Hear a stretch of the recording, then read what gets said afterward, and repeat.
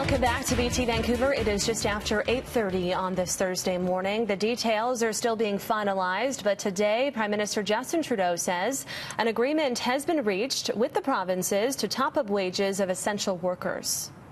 Today I can announce that we have an agreement with all the provinces and territories to provide a wage top-up for essential workers, for Canadians who are being called to go to work every day, for Canadians who are providing us with essential services so we can continue to keep our families safe and healthy. Right now, we're finalizing the details with the last provinces, and I want to underscore that this has been a truly collaborative effort. Trudeau says the details of who deserves this wage top-up and how they get it will be up to the provinces. Those are determinations to be made by the provinces. I know a number of provinces had already put out lists of workers that they considered to be essential, and many of them are drawing from those lists in terms of who gets the top-up. We have confidence that the provinces will determine exactly how best to help Canadians in this time. Hair salons, restaurants and retail operations will be allowed to reopen in BC starting in mid-May. The government says people will also be able to begin slowly and carefully expanding their social circles. With Mother's Day this weekend, Premier John Horgan says people will have to make choices about how they're going to expand their connections. Provincial parks will reopen for day use on Victoria Day long weekend. We should know more after the long weekend about school. It looks like kids will have the opportunity to go back to class before summer, but it will be voluntary. The BC government is preparing for full resumption of school for September. The next phase for schools opening up is adding more children to the mix, doing part-time for especially the K-5 kids, the kids who can't be home alone. There are a lot of students, thousands of students in schools already across the province of essential workers and children who need a little more help than they can get at home. If that larger mix is going to happen before the end of the year, remains to be seen. I think some people would like it very much. I think there are others that are more reluctant about it. A 26-year-old Vancouver man is at home recovering from COVID-19 after spending 1 month in hospital. Vince Lee says he was placed in an induced coma for several weeks as his body battled the virus. He went to Burnaby Hospital on March 23rd with a high fever, but no other COVID-related symptoms. What happened, as doctor explained to me, is that my lungs weren't working due to, water fill and the COVID attacking my lungs. So they had to shove ventilators into my throat. And, they were expecting me to not make it. And Lee spoke to City News exclusively. He says he wants to share his story as a reminder that anyone at any age can get hit hard by the virus. Hear his full story tonight on City News at 6 and 11. 3 more people have died of COVID-19 in BC, bringing our total to 124.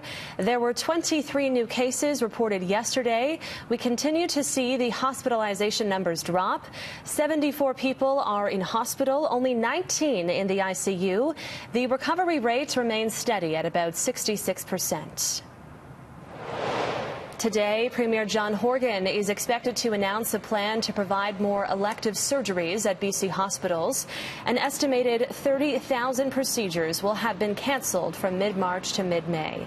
Some urgent operations have gone ahead in the province, but dealing with the overall backlog could take years. Dental, physio and massage therapy services are resuming in mid-May, but BC's provincial health officer says proper physical distancing measures will have to be followed.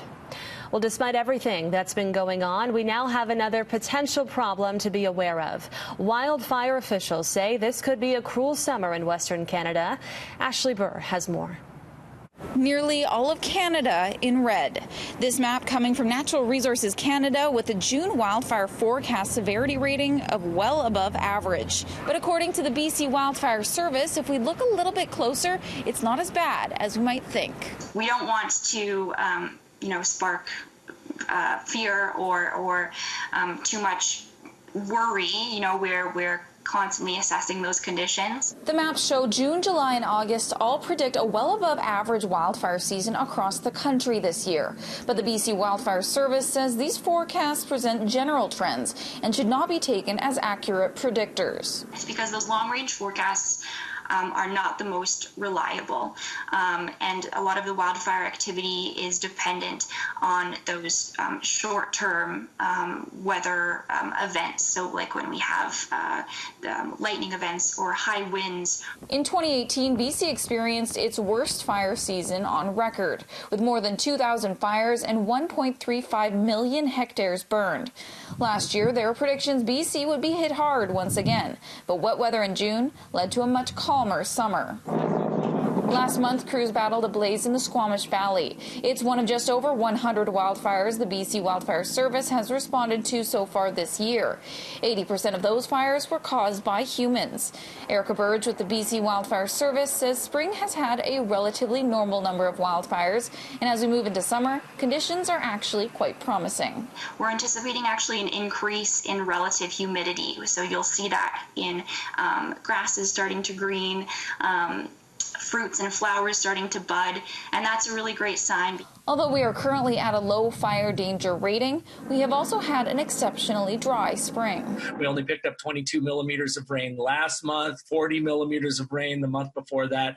That's less than, 2 months ago, 50% of the average. And this past month in April, we normally see almost 90 millimeters, and we only got 22 millimeters of precipitation. That's not much. As far as keeping up to date on where the latest wildfires are, the BC Wildfire Service has launched a new wildfire app, which includes a Near Me function displaying wildfire and other information within a 50-kilometer radius of the user's location. As well, it provides a statistics option so you can see what this year has consisted of so far.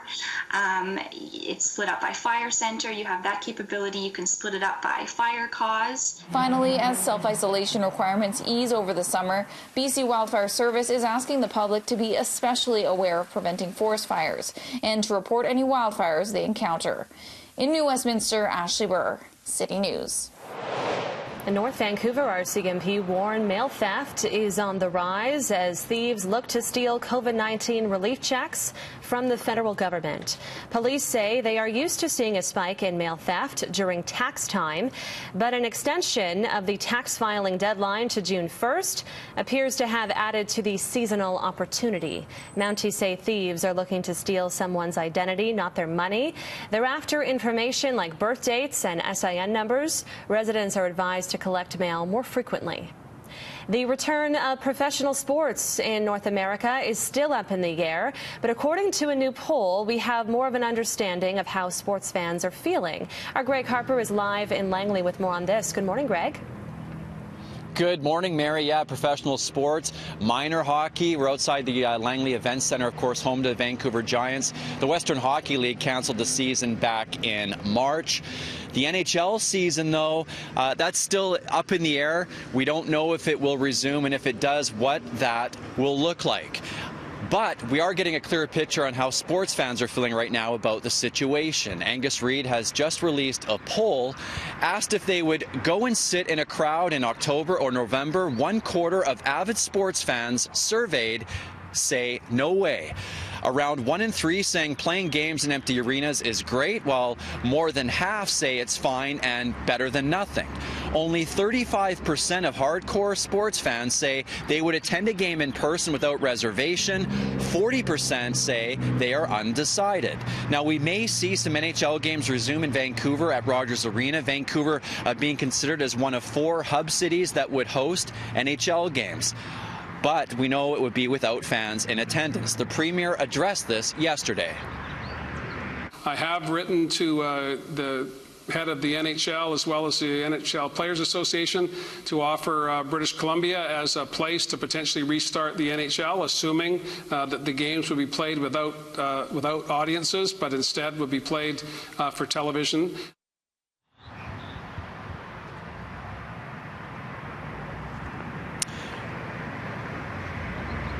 Of course, no fans at BC Place is not good for the BC Lions and the CFL. And really, the sports landscape, we don't really know what that's going to look like. Do we have a little clip from James Cebulski from Sportsnet 650? It doesn't surprise me that I think a lot of people are reluctant to go to games even for free because of the simple reason I think life has changed in a lot of ways from a financial standpoint and from a health standpoint. How many people are going to shake hands again, right? Let alone sitting in a crowd with thousands of people. The business model, the health model has changed. So I think for some people it'll go be business as usual, but I think for a lot of people this is going to change their thinking long term about going into public gatherings. And we know gatherings larger than 50 people, music concerts, live sporting events in person, that's not allowed. The Premier saying that yesterday until there is a vaccine. And Russ, we may not see a vaccine until sometime next year. We still don't know when that will happen. If you're telling me I got to wait a year before I can high-five you again, Greg, that is going to be a difficult thing to adapt around. But we'll do our best, and we'll certainly listen to our elected officials and those who know better than we do as far as our social distancing is concerned. Hey, I want to show you something that'll